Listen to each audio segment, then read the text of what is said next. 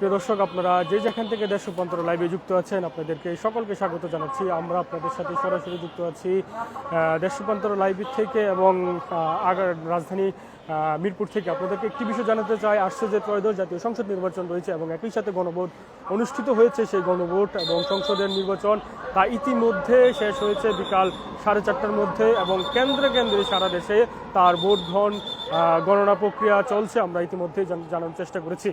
তবে কেন্দ্রের বাইরে আমরা দেখতে পেয়েছি যাতে কোনো ধরনের অপ্রীতিকর ঘটনা বা কোনো ধরনের সহিংসতার ঘটনা না ঘটে, সেই ক্ষেত্রে আইন শৃঙ্খলা রক্ষাকারী বাহিনীকে আমরা বেশ তৎপরতার সঙ্গে কাজ করতে দেখেছি।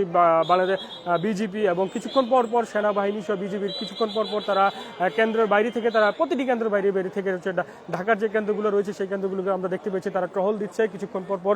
আর আপনারা জানেন যে ভোট গ্রহণ যেহেতু শেষ হয়ে গেছে, তাদের যে প্রার্থীদের যে দলীয় সমর্থক এবং কর্মী রয়েছে তারা যেহেতু করে ভোট কেন্দ্রের আশেপাশে অবস্থান করে যাতে করে কোনো ধরনের বিশৃঙ্খলা সৃষ্টি না করতে পারে, সেই বিষয়ে তারা যে আইন শৃঙ্খলা রক্ষাকারী মূলত হচ্ছে তাদেরকে একসাথে জড়ো হতে দিচ্ছেন না এবং তাদেরকে জড়ো হওয়ার জন্য জড়ো যেতে না হয় সেই বিষয়ে তাদেরকে মাইকিং করে এবং তাদেরকে এখান থেকে সরে যেতে বলা হচ্ছে।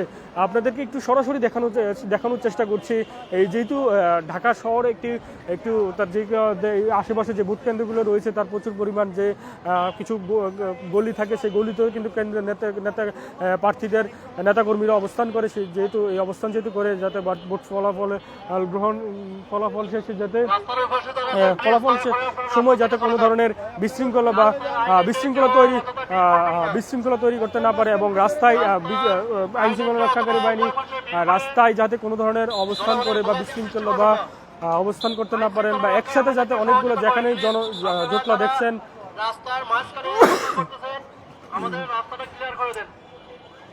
যেখানে হচ্ছে কোনো ধরনের জটলা দেখছেন যে লোকজন অবস্থান করছে, বেশি মানুষজন অবস্থান করে, সেখান থেকে তাদেরকে সরিয়ে দিচ্ছে। আর কিছুক্ষণ পর পর মূলত হচ্ছে বিভিন্ন বাহিনীর টহল দিচ্ছেন এবং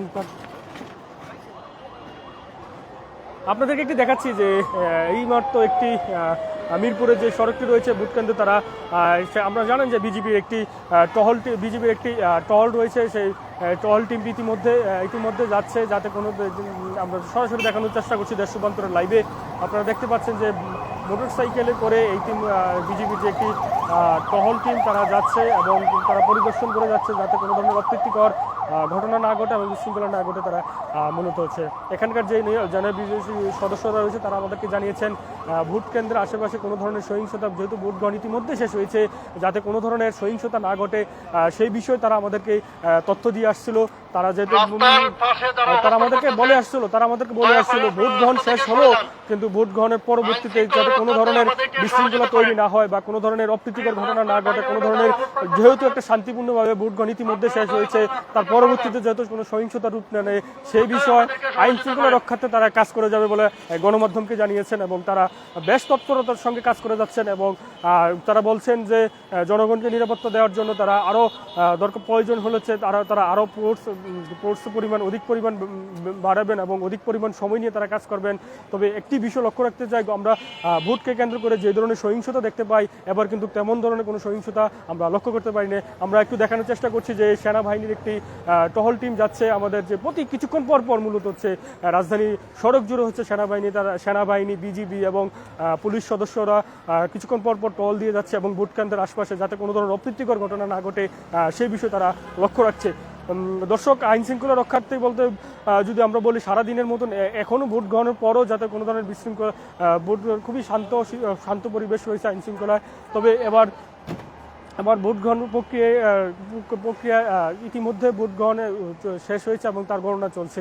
এই বিষয়ে রেখে আপনাদের কাছে সর্বশেষ তথ্য আমার কাছে এই ছিল। পরবর্তী তথ্যের জন্য আপনারা দেশ রূপান্তর লাইভে যুক্ত থাকবেন। আপনাদেরকে সকলকে স্বাগত জানাচ্ছি।